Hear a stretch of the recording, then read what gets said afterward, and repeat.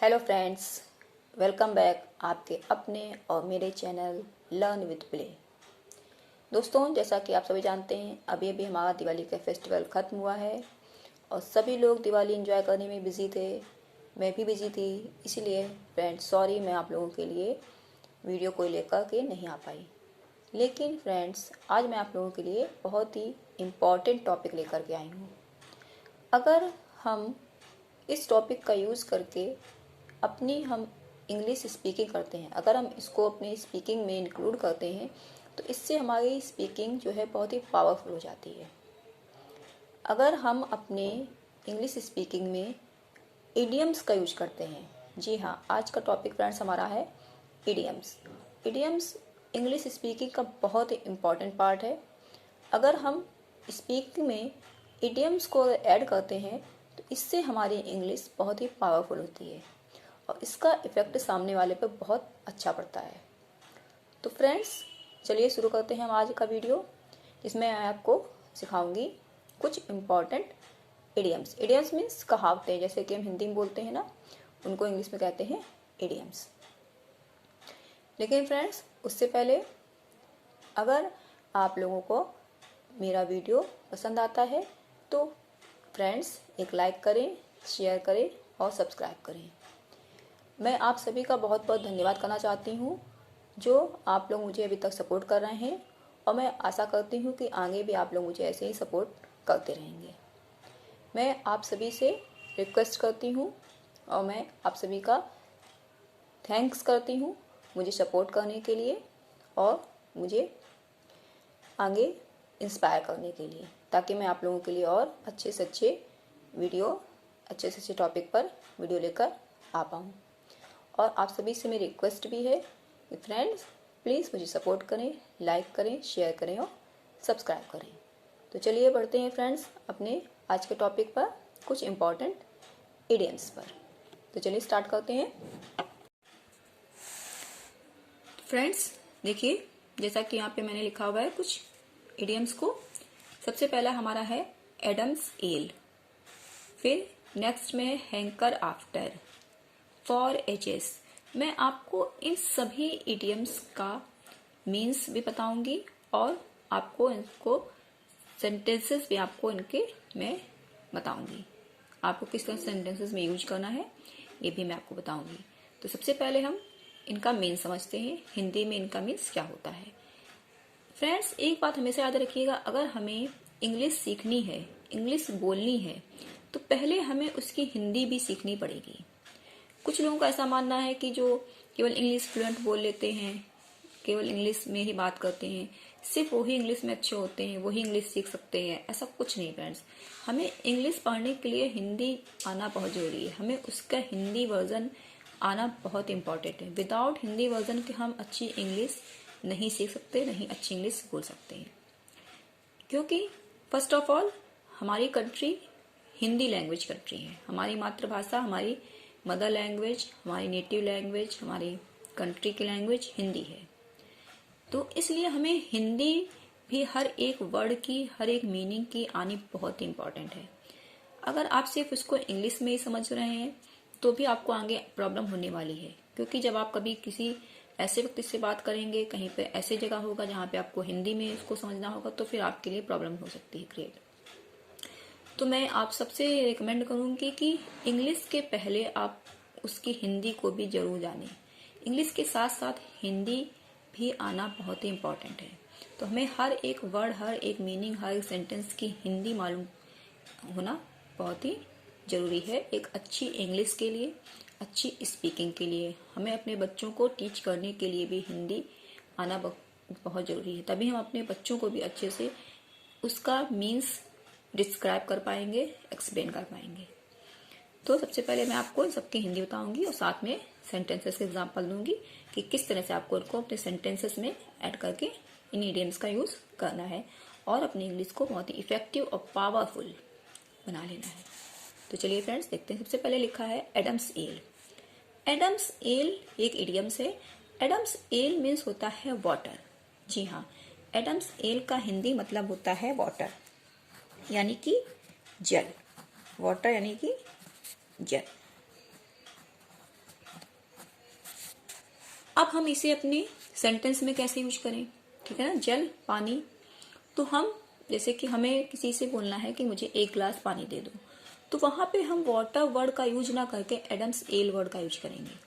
अब मैं आपको इस एग्जांपल देती हूँ, जैसे get me a glass of, अब यहाँ पे हमें लिखना चाहिए था वाटर, मैं वाटर लिख दे रही हूँ, लेकिन आपको वाटर ना लिख करके यहाँ पे लिखना है Adam's ale, Adam's ale. Get me a glass of Adam's L.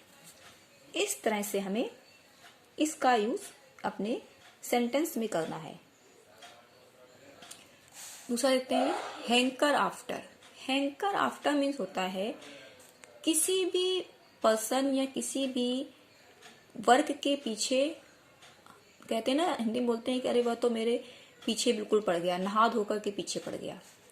नहा धोकर के पीछे पड़ जाना या किसी भी चीज के, किसी भी पर्सन के वर्क के पीछे जब तक कि हम उसको कंप्लीट ना कर लें, तब तक उसको ना छोड़े, तब तक उसके पीछे पड़ के रह जाए, वहां पे उसको हम बोलते हैं नहा धोकर के पीछे पड़ना। तो हैंकर आफ्टर मीन्स होता है नहा धोकर के पीछे पड़ जाना, नहा धोकर पीछे पड़ना, पीछे पड़ जाना या पीछे पड़ना। ठीक है फ्रेंड्स, अब हम इसको कैसे यूज करेंगे। हम जैसे इसको यूज कर सकते हैं, I am hankering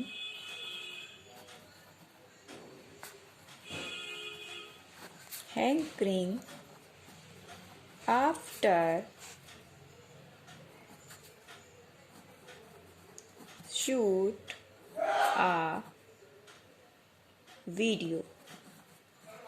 मैं एक वीडियो शूट करने के पीछे पड़ गई या नहा धो के पीछे पड़ गई। मुझसे नहीं हुआ था, लेकिन मैं उसको बार बार कोशिश करती है जब तक कि वो नहीं हुआ, तो मैं उसके पीछे पड़ गई। या यहाँ पे आप किसी पर्सन का भी लिख सकती हैं, जैसे कि मैं एक दूसरा एग्जांपल लिख देती हूँ, you are hankering after me, तुम मेरे पीछे नहा धो के पड़ रहे हो। ठीक है, या पड़ गए हो, तो यहाँ पे आपको सिर्फ जिस टेंस में आप उसको ट्रांसलेट कर रहे हैं उस टेंस की आपको हेल्प यूज करनी है। किसी भी टेंस में आपको यही करना है। For ages, for ages means होता है बहुत सालों से या युगों से। आप कोई काम बहुत सालों से, कई सालों से कर रहे हैं, या जहाँ पे बोला जाता है युगों से हो रहा है, तो वहां पे बोलते हैं फॉर एजेस। तो बहुत सालों से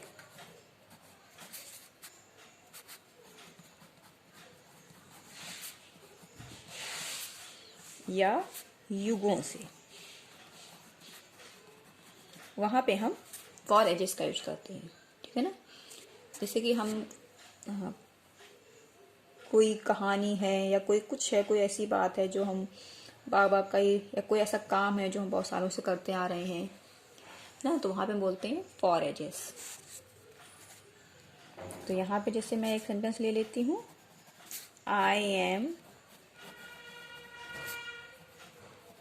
I am listening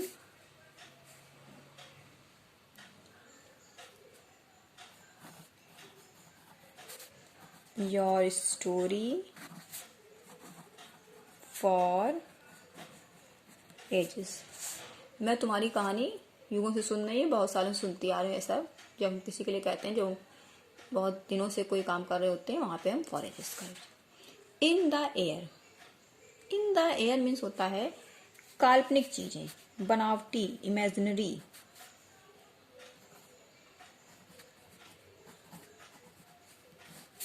काल्पनिक चीजें। ठीक है, अब चीजों से मतलब यहाँ पे है हमारा कोई भी, हम कोई प्लान बनाते हैं या किसी और चीज के बारे में थिंक करते हैं या किसी से हम कुछ कहते हैं, तो वो हमारा सिर्फ काल्पनिक होता है, वो एक्चुअल में नहीं होता है। ठीक है ना, तो वहां पे हम इसको बोलते हैं इन द एयर। और इसकी जगह पे हम इन द एयर की जगह पे इसके एक और भी हम यूज करते हैं, जिसको हम बोल सकते हैं एरी फेरी। इन द एयर, या हम लिख सकते हैं इसको एयरी फेरी, एयरी फेरी मीन्स भी होता है काल्पनिक। ठीक है, अब यहाँ पे सेंटेंस ले लेते हैं। Your plan is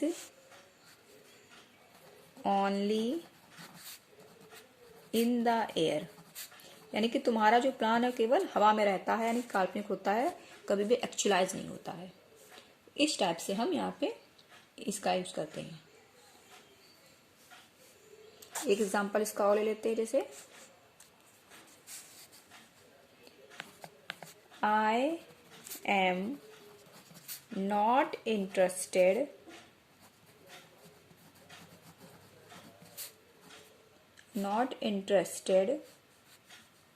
listen to your airy fairy stories।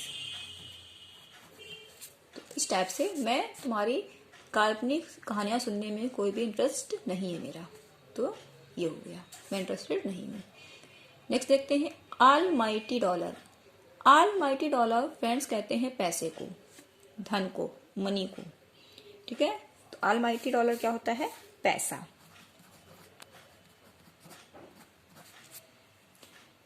अब इसका सेंटेंस ले लेते हैं। एवरीबडी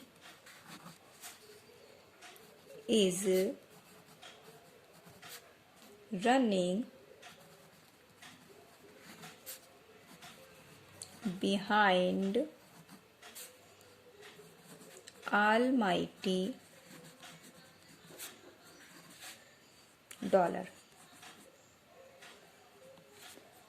हर कोई पैसे के पीछे भाग रहा है, हर किसी की जरूरत है पैसा। एक नेक्स्ट सेंटेंस ले लेते हैं।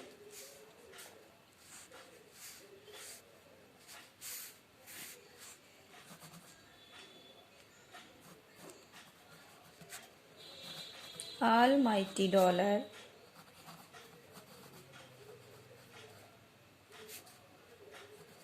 is vital for everybody, या Almighty dollar is need for everybody। हर किसी की जरूरत है पैसा, हर किसी को के लिए पैसा जरूरी है, क्योंकि without Almighty dollar, without money we can not survive in this world. Everybody knows. So friends, almighty dollar means पैसा। नेक्स्ट है हमारा bag of bones. Bag of bones मतलब होता है इसका हड्डियों का ढांचा, यानी कि बहुत ही दुबला पतला व्यक्ति। ठीक है, उसको हम बोलते हैं बैग ऑफ बोन्स। यानी कि बैग ऑफ बोन्स, बोन्स जैसे कि आप इसका मतलब निकालेंगे तो हड्डियों का बैग। हड्डियों का बैग मीन्स क्या? बहुत ही दुबला पतला व्यक्ति जिसके बॉडी में सिर्फ आपको लाइक स्केलेटन बोन्स ही बोन्स दिख रही हैं। ठीक है ना, तो वहां पर यानी इट मीन्स वेरी थिन, तो वहां पे हम बोलेंगे इसको बैग ऑफ बोन, बहुत ही दुबले पतले व्यक्ति के लिए। दुबले पतले व्यक्ति के लिए।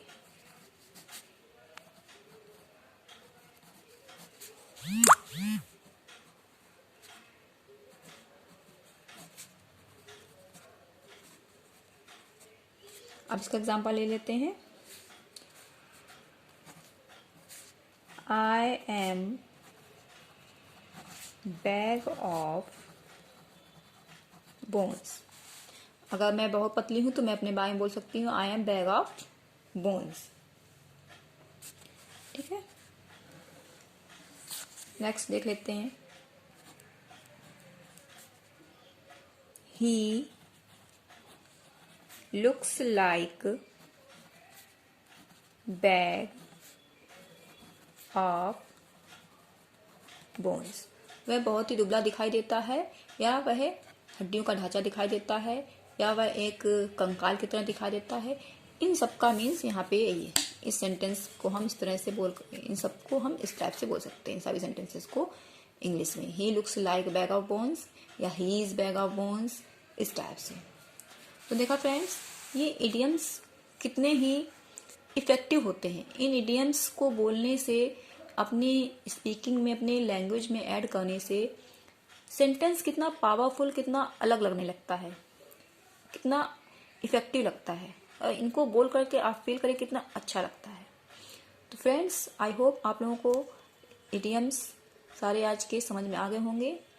तो अगले वीडियो में मैं आपके लिए और कुछ इडियम्स लेकर आऊँगी, और तब तक के लिए आप इन इडियम्स की प्रैक्टिस करिए और अपने लैंग्वेज में अपने आप से कुछ सेंटेंस बनाइए, अपने लैंग्वेज में इनको ऐड करिए। तो फ्रेंड्स, मिलते हैं अपने अगले वीडियो पे, तब तक के लिए बाय। लेकिन अगर आपको मेरा वीडियो पसंद आए तो लाइक करना ना भूलें, सब्सक्राइब नहीं किया है तो सब्सक्राइब कर लें फ्रेंड्स, और अपने फ्रेंड्स को, अपने रिलेटिव्स को, जिन्हें भी इंग्लिश लैंग्वेज में इंटरेस्ट है उसके साथ शेयर करें। तो तब तक के लिए थैंक यू, बाय बाय।